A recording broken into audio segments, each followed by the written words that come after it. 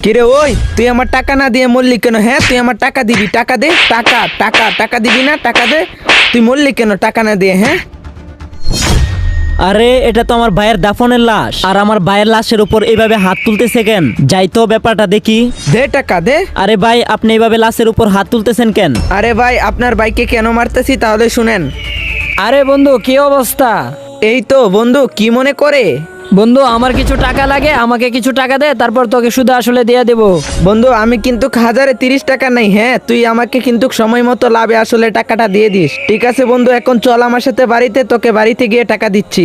হ্যাঁ ভাই, আপনার কথা ঠিক আছে। ওনার তো এখন দাফন হবে, আপনি চাইলে তো ওনার ফ্যামিলির কাছে বলতে পারতেন, কিংবা আমার কাছেও বলতে পারতেন। সে আমার কাছ থেকে টাকা নিছে অনেক বছর আগে, তারপর সে আমাকে টাকা দেয় না, আর আপনাদের কাউকে তো আমি খুঁজে পাইনি। আচ্ছা ঠিক আছে, ওনার দাফনের পর আমার কাছ থেকে টাকাটা নিয়ে নিন।